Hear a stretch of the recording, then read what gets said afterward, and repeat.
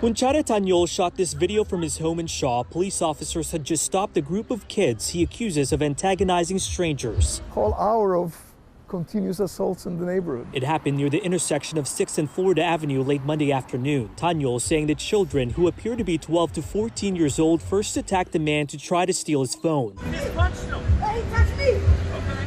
But it didn't stop there. They harassed some patrons of the restaurant across the street. Then I saw the kids coming back and get into a fist fight with a motorcyclist. Multiple witnesses tell WUSA